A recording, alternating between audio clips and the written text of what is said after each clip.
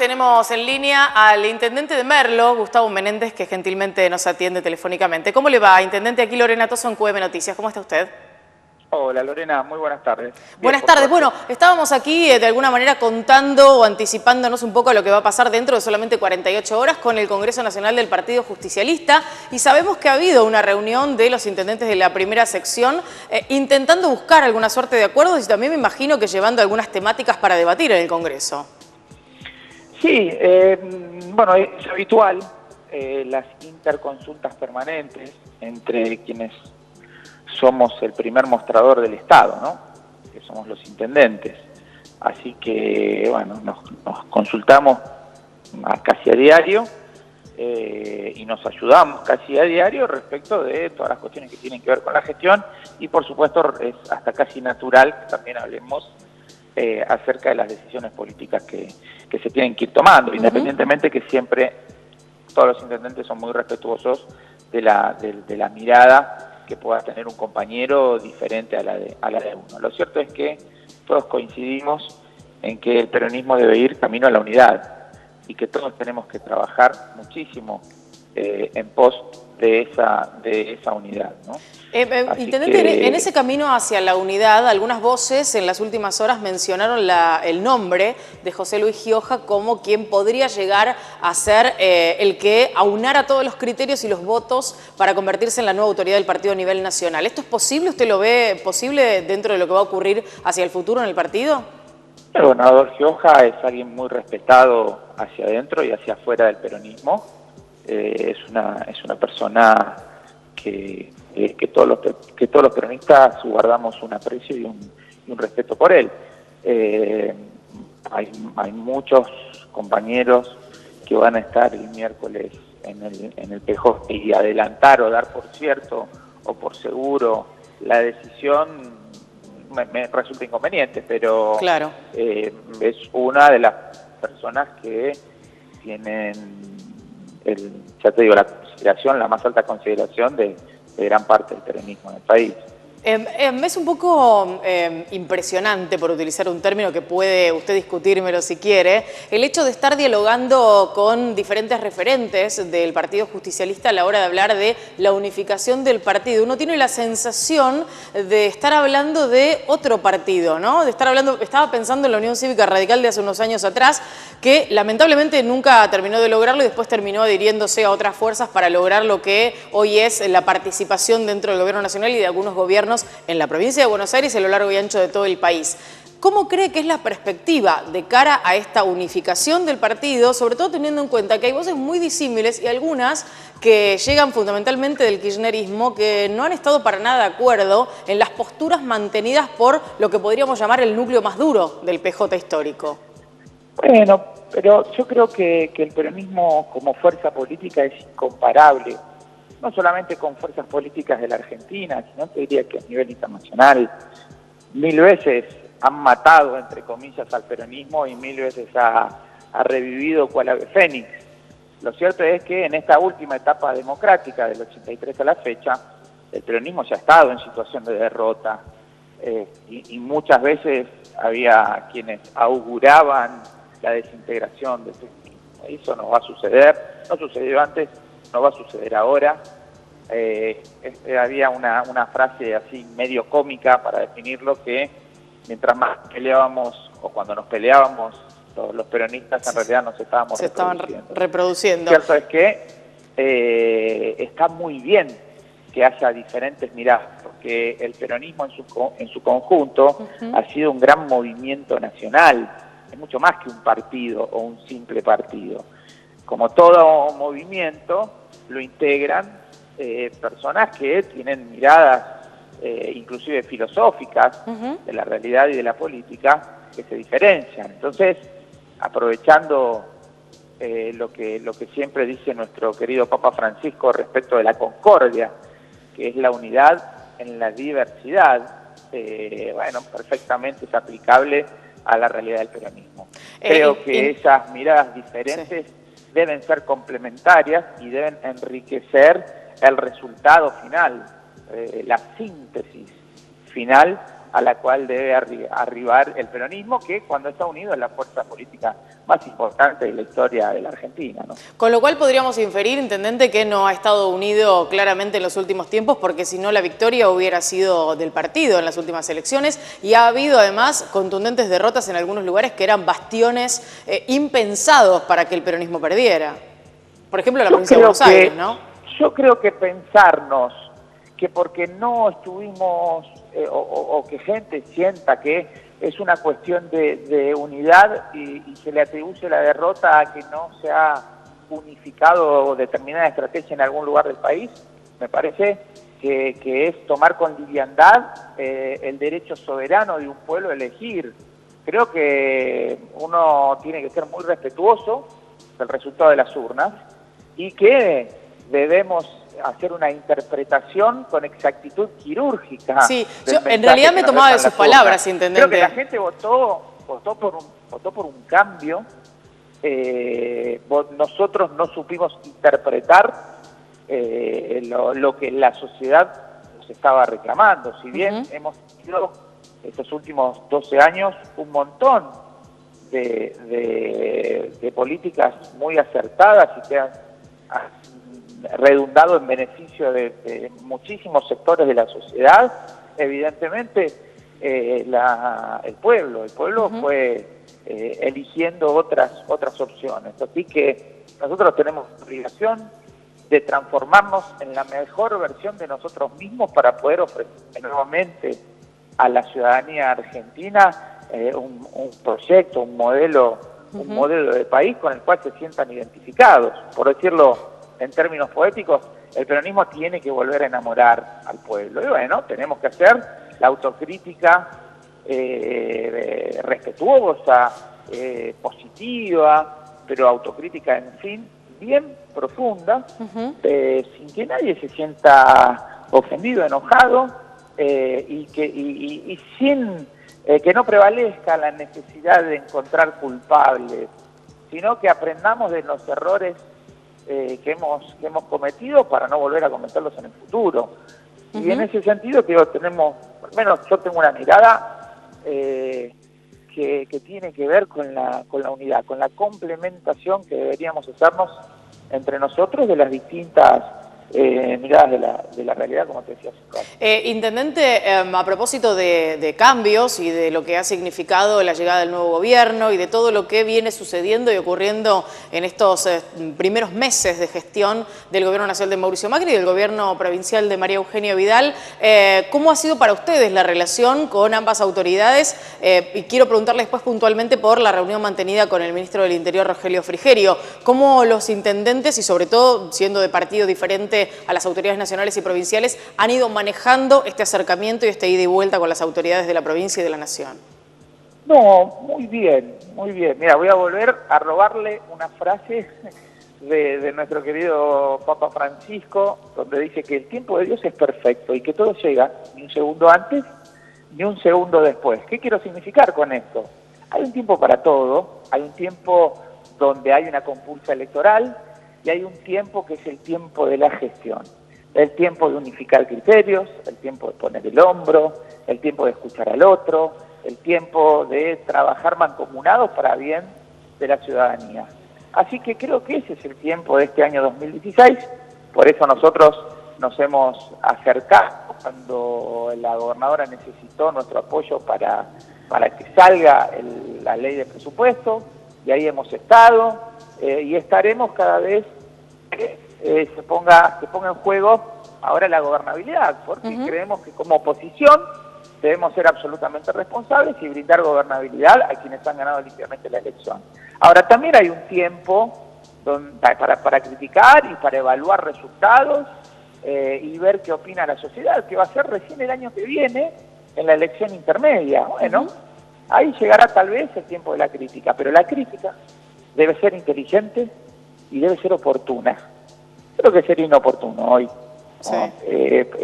Poner palos en la rueda. Sí, llamaremos la atención de las cosas que nos parezcan que no están funcionando bien o de decisiones que no compartimos, o que podamos no compartir. Para eso también es necesario que el peronismo se junte y ponga toda la materia gris a trabajar en beneficio de la Argentina. Es decir que para usted ha sido positiva la reunión mantenida, en este caso con el ministro del Interior, Rogelio Frigerio, con gran cantidad de presencia de intendentes allí. Por supuesto usted estaba, digo, ¿lo califica como positivo el acercamiento? Es que la mesa del encuentro siempre es positiva. Creo que los argentinos tenemos que trabajar mucho en eso. Primero, en generar conciencia de la necesidad de la unidad. Como decía el general Perón, ¿no? Solamente con unidad de concepción después se puede lograr la unidad de acción. Entonces, para ponerse de acuerdo sobre políticas de Estado, bueno, el gobierno, el oficialismo, debe no solamente convocar, sino escuchar a la oposición cuando la oposición acerca inquietudes. Claro. ¿Verdad? Ahora, en este caso puntual de lo que ustedes pudieron dialogar con el ministro del Interior y demás, deben haber llevado seguramente una gran cantidad de cuestiones y de pedidos y de sugerencias o de cuestiones que tienen que ver con cada uno de los distritos. ¿Se trajeron alguna promesa de esa reunión? ¿Hubo alguna bajada respecto de cosas centrales? Estoy pensando en infraestructura, que formó parte también de la campaña que se hizo en cuanto a lo que fue Mauricio Macri como candidato a presidente. ¿Trajeron alguna promesa referida a esas cuestiones? No, a la hora de gobernar, a la hora de gestionar, las promesas quedan casi en abstracto. Básicamente hemos acordado algunas situaciones y trabajar algunos temas en conjunto que nos preocupan a todos. Por ejemplo, la empresa APSA en la provincia de Buenos Aires, que brinda un servicio muy deficiente porque está desfinanciada. Entonces, una de las cuestiones que se habló es ver la posibilidad de que la empresa AISA se haga cargo del servicio en general, que es una empresa con mayor nivel de financiamiento y una mayor eficiencia en el servicio. No es la panacea, ni es lo no, pero está en mejores condiciones. Bueno, pero está dentro de las posibilidades de lo que se mencionó sobre el sistema del servicio de agua, que es uno de los problemas más graves que tiene la provincia en términos de infraestructura, entre otros, ¿no? Sí, por supuesto. También hubo temas cuyo abordaje debe ser en profundidad, como por ejemplo el sistema de reparto, de coparticipación que tiene la República Argentina, que genera muchísimas diferencias, muchísimas injusticias entre las distintas provincias. Otro de los temas también que sobrevoló la charla es bueno, el reconocimiento que hizo la Corte Suprema de la Nación respecto del 15% de ese fondo que la Nación le había quitado a las provincias para la creación de las SJP, y que la Corte, a través de un fallo plenario que hizo jurisprudencia, le devolvió a las provincias de Santa Fe, Córdoba y San Luis dinero, que en el caso de la provincia de Buenos Aires serían alrededor de 18.000 millones de pesos este año, con una deuda tendría la Nación con la provincia de 39.700 millones, que actualizada da más o menos 100.000 millones de pesos, que es precisamente el número exacto en cual estaba pidiendo endeudarse la provincia de Buenos Aires. Exactamente. Sí, tanto, que es un debate histórico además, ¿no? Y que en algún momento hay que darlo de manera seria y profunda a la hora de la devolución de ese dinero. No sé si es el momento, y probablemente las autoridades nacionales marquen esto en términos de cómo se van a manejar aquellos fondos con los que se cuenta para el resto de los gastos que hay que hacer en términos del presupuesto nacional. Claro, lo que pasa es que imagínate que en realidad la devolución de ese 15% no lo está pidiendo solamente, no es tan sencillo como que lo pide un partido político, no, claro. Hay un fallo plenario de la Corte Suprema de la Nación, que de no cumplirlo, cuando lo pida alguna de las provincias, dejarían de citar ante la ley a los habitantes de una provincia que le deniegue ese recurso. Sí, pasa que es un camino largo, con lo cual digo, si profundizando la discusión por los carriles que habría que llevarla, se puede finalmente lograr que esa devolución se haga efectiva sin tener que pasar por todo el camino de la Corte Suprema, va a ser seguramente muy beneficioso para todas las provincias, en particular para la de Buenos Aires. No así a manera de decreto como fue en los últimos días de la presidencia de Cristina Fernández de Kirchner, que también de alguna forma desestructuraba las cosas en términos económicos para el país, ¿no? Es un camino largo, como vos decís, pero bueno, el camino más largo de tu vida empieza con el primer paso. Y todos los días es un buen día para dar el primer paso de cuestiones que son estratégicas. Porque si no, el día a día, que como decimos en futbolístico, te come, o sea, no le deja lugar a las cuestiones que son básicas y trascendentes.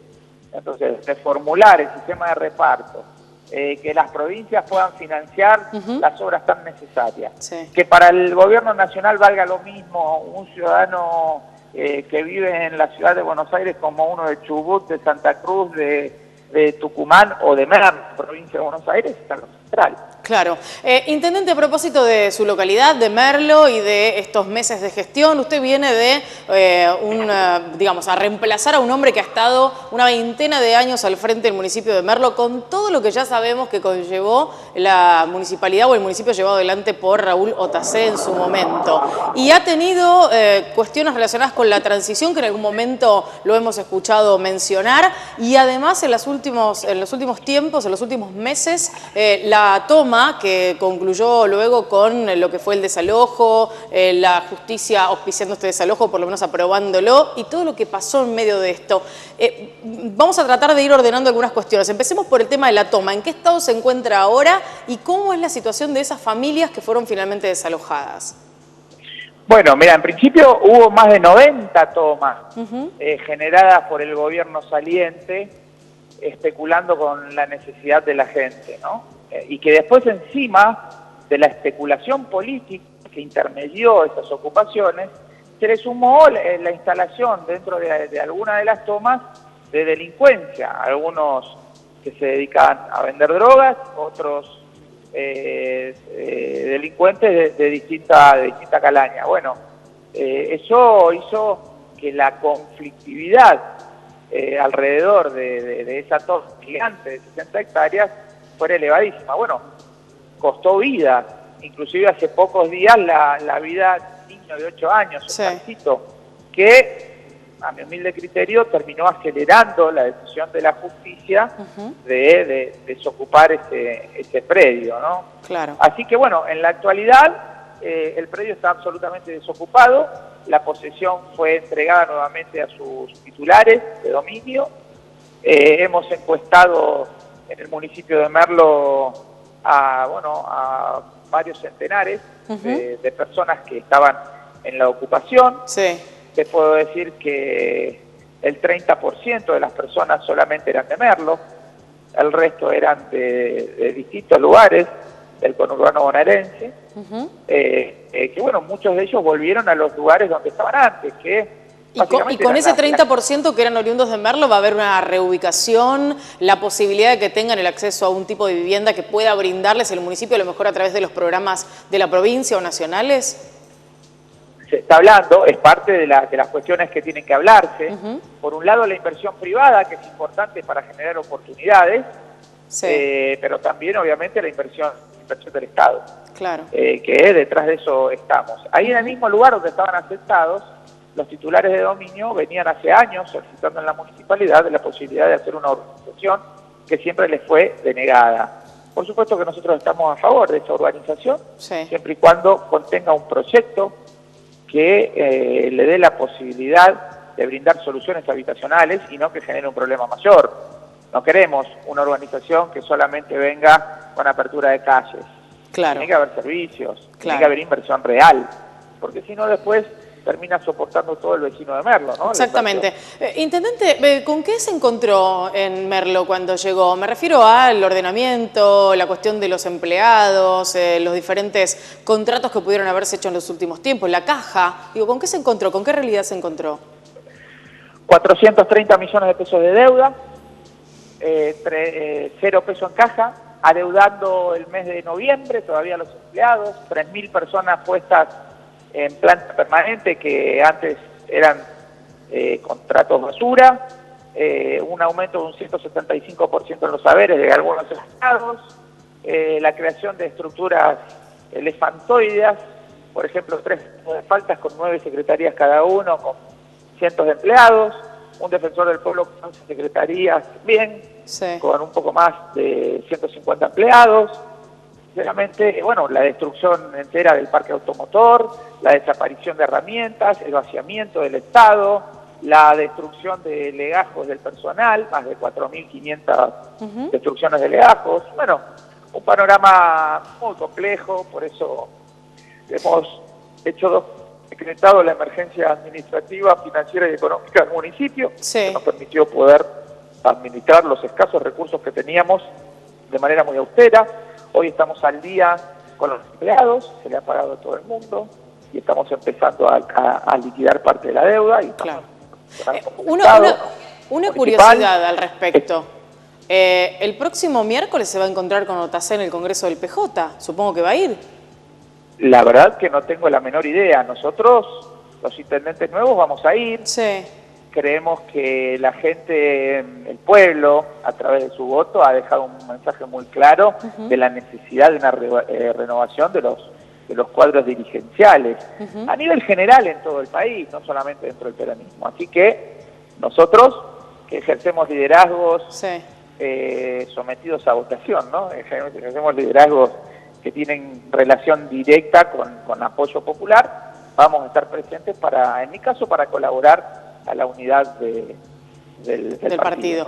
Intendente, le quiero agradecer enormemente este buen rato de conversación, el hecho de haber abordado todos los temas, destacar además esto último que mencionaba y de lo que hablábamos, porque también vale la pena que intendentes que llegan, incluso desde las mismas fuerzas políticas, puedan poner sobre la mesa los errores o las aberraciones cometidas por quienes fueron sus predecesores, y esto es bueno que la gente lo sepa y que la población lo sepa para dejar de tapar aquellas cosas que históricamente se han venido haciendo y que efectivamente ocurran los cambios que la gente votó. Le quiero agradecer enormemente este rato de conversación con nosotros. No, te agradezco mucho a vos, Lorena. Mira, te digo, para cerrar, estamos trabajando, o sea, hemos recibido tan mal el municipio, producto de que no hubo transición, que estamos desarrollando, estamos escribiendo una ley, que pretendemos sea una ley nacional de transición responsable. Bien. Porque no queremos que nunca más a ningún intendente nuevo le pase lo que nos pasó a nosotros. Es una buena iniciativa, ojalá que tenga una buena recepción por el resto de los legisladores, en este caso, que deberán ser los que lo traten, ¿no? Sí, lo estamos hablando con algunos, y bueno, si bien es una propuesta que nace en nuestro municipio debido a considerarnos haber sido uno de los más perjudicados por la locura que le agarra a alguien cuando pierde las elecciones, que no debería ser. Pero que bueno, tenemos que blindar a las futuras generaciones para que ningún intendente tenga que pasar nuevamente, recién llegado a la gestión, al ejercicio del poder, lo que hemos pasado nosotros. Estamos trabajando en lo que va a llamarse Ley de Transición Responsable. Ya te digo, hay mucha legislación comparada. En Brasil, 10 meses antes del cambio de gobierno no se puede contratar, más allá de las cuestiones que tienen que ver con el lógico funcionamiento de los municipios. Así es. Hay mucho material sobre el que trabajar, ¿no? Que se puede conocer y que se puede tener en cuenta a la hora de la elaboración de este proyecto de ley. Intendente, le vuelvo a agradecer y lo invitamos formalmente al aire, no lo queremos comprometer, pero para que un día venga al piso y charlemos de estas cuestiones. Me parece que este proyecto de ley sobre transición responsable puede ser un buen tema para que lo abordemos punto por punto en algún momento que nos visite aquí en el piso de QM Noticias. Va a ser un gran gusto. Bueno, muchísimas gracias, intendente. Un beso grande. Que tenga buenas tardes.